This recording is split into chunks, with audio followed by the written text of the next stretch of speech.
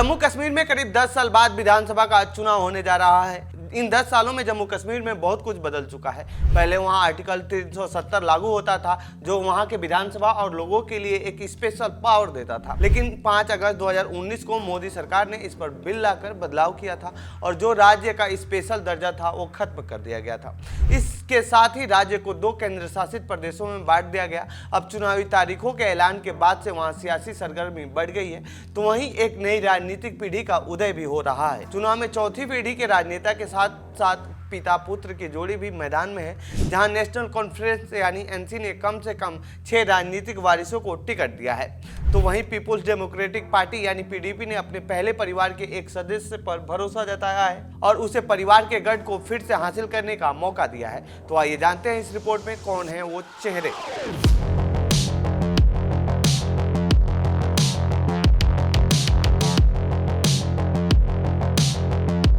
मेहर Ali national conference के वरिष्ठ नेता और श्रीनगर से सांसद मियां अल्ताफ के बेटे अली को एसटी आरक्षित कंगन विधानसभा सीट से मैदान में उतारा गया है। इस सीट पर अल्ताफ के परिवार का दबदबा माना जाता है। यहां से मियां अल्ताफ ने 1987 से 2014 के बीच लगातार 4 बार विधायक चुने गए। खास बात यह है कि मियां परिवार ने कंगन से कभी चुनाव नहीं हारा है। साल 1983 को छोड़कर यहाँ से मियां परिवार को ही जीत मिली है। साल 1983 में कोई भी इस परिवार से चुनाव नहीं लड़ा था। इस साल अली के दादा मियां वसीर ने राजौरी से चुनाव लड़ा था। वसीर के पिता मियां निजामुद्दीन ने पहली बार 1962 में कंगन सीट से जीत दर्ज की थी।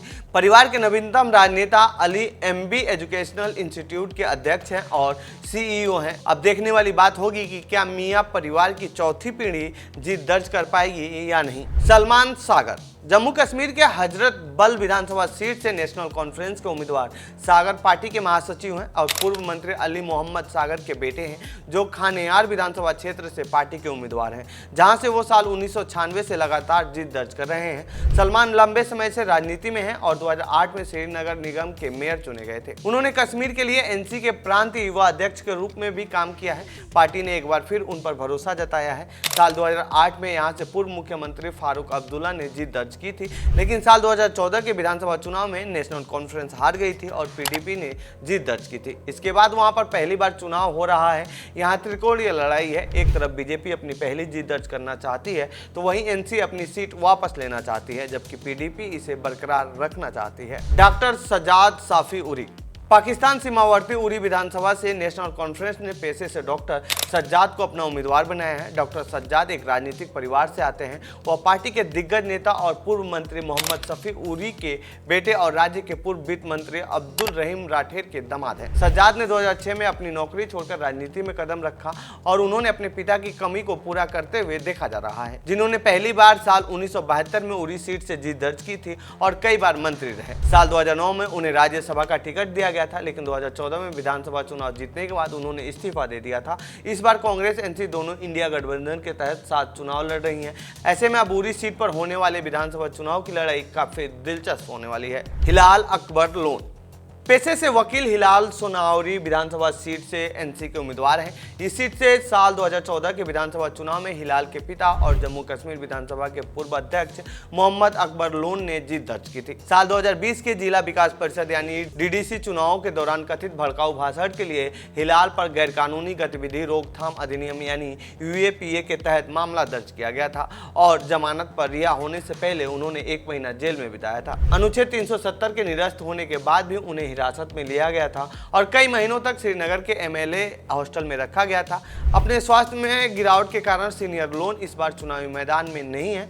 साल 2014 में बारामूला लोकसभा सीट पर सांसदी का चुनाव जीते थे, लेकिन इस विधानसभा चुनाव में वो अपने दोनों बेटों के लिए टिकट मांग रहे थे, लेकिन उनके एक बेटे को टिकट मिला है और चुनावी मैदान में है। आहसान परदेसी लालचौक विधानसभा सीट के लिए एनसी उम्मीदवार अहसान नौकरशाह से राजनेता बने हैं। गुलाम कादिर परदेसी के पुत्र हैं। परदेसी के पहचान दल बदलू नेताओं के रूप में है, जो कई बार दल बदल कर चुके हैं। हालांकि अहसान एनसी के साथ ही हैं और कश्मीर प्रांत के लिए पार्टी के उपाध्यक्ष के रूप में भी काम करते हैं। लालचौक से नेशनल कॉन्फ्रेंस ने उनके बेटे को उम्मीदवार बनाया है। देखने वाली बात होगी कि वो जीत दर्ज कर पाते हैं या नहीं। तनवीर सादिक दिगंत सादिक अली के बेटे तनवीर सादिक, जिन्होंने एनसी संस्थापक शेख अब्दुल्ला के करीबी सहयोगियों के रूप में देखा जाता था, जादीबल विधानसभा क्षेत्र से पार्टी के उम्मीदवार हैं, जहां सिया आबादी अच्छी खासी है। तनवीर पिछले कुछ समय से ही वो राजनीतिक में सक्रिय हैं, नेशनल कॉन्फ्रेंस के मुख्य प्रवक्ता हैं और पूर्व सीएम उमर अब्दुल्ला के पूर्व राजनीतिक सलाहकार भी रहे हैं। ऐसे में तनवीर की पहचान अब्दुल्ला परिवार के नजदीकी के रूप में है।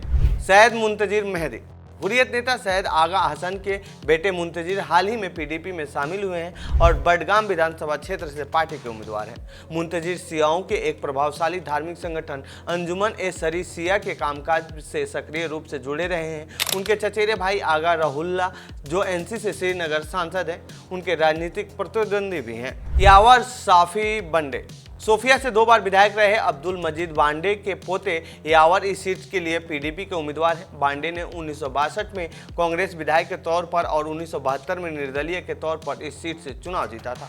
उनके पिता मोहम्मद शफी बांडे ने 2008 के विधानसभा चुनाव में कांग्रेस उम्मीदवार के तौर पर सोफिया सीट से चुनाव लड़ा था, लेकिन उन्हें हार का सामना करना पड़ा था। इल्तिजा मुफ्ती। पीडीपी प्रमुख महबूबा मुफ्ती की बेटी व विजय बेहरा से पार्टी की उम्मीदवार हैं। यह सीट 1996 से पार्टी के पास है। इनकी मां बीजेपी के सहयोग से सीएम भी बन चुकी हैं। तो ये थी जम्मू कश्मीर चुनाव से जुड़ी हमारी रिपोर्ट। आपको कैसी लगी यह रिपोर्ट कमेंट बॉक्स में बताएं। साथ ही इस पूरे मामले पर आप क्या कहना चाहते हैं कमेंट बॉक्स में लिखें। बाकी देश दुनिया की खबरों के लिए बने रहिए जनसत्ता के साथ। धन्यवाद।